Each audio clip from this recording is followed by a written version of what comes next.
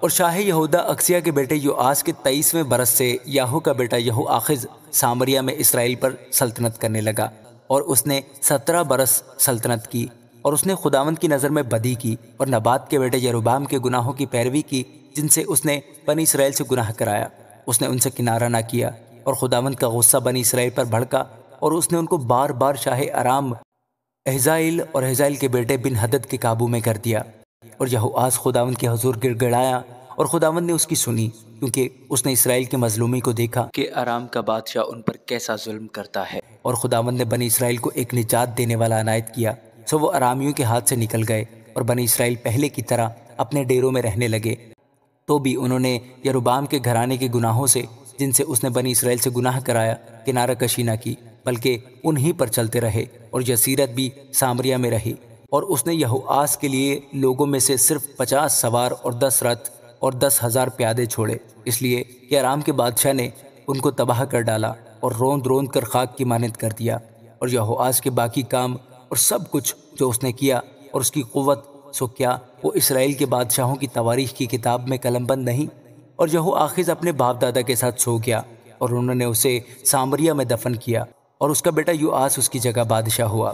اور شاہ یہودا یوآس کے 37ویں برس یہوآخز کا بیٹا یہوآس سامریہ میں اسرائیل پر سلطنت کرنے لگا، اور اس نے 16 برس سلطنت کی، اور اس نے خداوند کی نظر میں بدی کی، اور نبات کے بیٹے یروبام کے گناہوں سے، جن سے اس نے اسرائیل سے گناہ کرایا، باز نہ آیا، بلکہ انہی پر چلتا رہا۔ اور یوآس کے باقی کام اور سب کچھ جو اس نے کیا، اور اس کی قوت جس سے وہ شاہ یہودا امسیہ سے لڑا، سو کیا وہ اسرائیل کے بادشاہوں کی تواریخ کی کتاب میں قلم بند نہیں؟ اور یوآس اپنے باپ دادا کے ساتھ سو گیا، اور یروبام اس کے تخت پر بیٹھا، اور یوآس سامریہ میں اسرائیل کے بادشاہوں کے ساتھ دفن ہوا۔ اور الیشا کو وہ مرض لگا جس سے وہ مر گیا، اور شاہ اسرائیل یوآس اس کے پاس گیا، اور اس کے اوپر رو کر کہنے لگا، اے میرے باپ، اے میرے باپ، اسرائیل کے رتھ اور اس کے سوار۔ اور الیشا نے اسے کہا، تیر و کمان لے لے۔ سو اس نے اپنے لیے تیر و کمان لے لیا۔ پھر اس نے شاہ اسرائیل سے کہا، کمان پر اپنا ہاتھ رکھ۔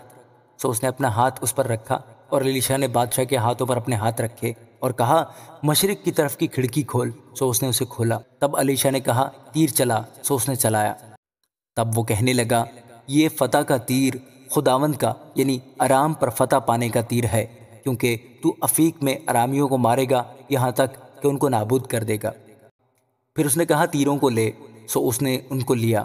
پھر اس نے شاہ اسرائیل سے کہا، زمین پر مار۔ سو اس نے 3 بار مارا اور ٹھہر گیا۔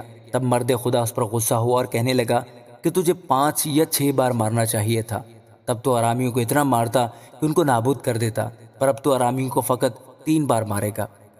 اور الیشا نے وفات پائی، اور انہوں نے اسے دفن کیا، اور نئے سال کے شروع میں مواب کے جتھے ملک میں گھس آئے۔ اور ایسا ہوا کہ جب وہ ایک آدمی کو دفن کر رہے تھے تو ان کو ایک جتھا نظر آیا، سو انہوں نے اس شخص کو الیشا کی قبر میں ڈال دیا، اور وہ شخص الیشا کی ہڈیوں سے ٹکراتے ہی جی اٹھا اور اپنے پاؤں پر کھڑا ہو گیا۔ اور شاہ ارام حزائیل یہوآخز کے عہد میں برابر اسرائیل کو ستاتا رہا، اور خداوند ان پر مہربان ہوا، اور اس نے ان پر ترس کھایا، اور اس عہد کے سبب سے جو اس نے ابراہیم اور اسحاق اور یعقوب سے باندھا تھا، ان کی طرف التفات کی، اور نہ چاہا کہ ان کو ہلاک کرے، اور اب بھی ان کو اپنے حضور سے دور نہ کیا۔ اور شاہ ارام حزائیل مر گیا، اور اس کا بیٹا بن ہدد اس کی جگہ بادشاہ ہوا۔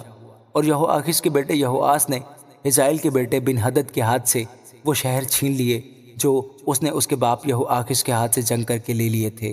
3 بار یوآس نے اسے شکست دی اور اسرائیل کے شہروں کو واپس لے لیا۔ آمین۔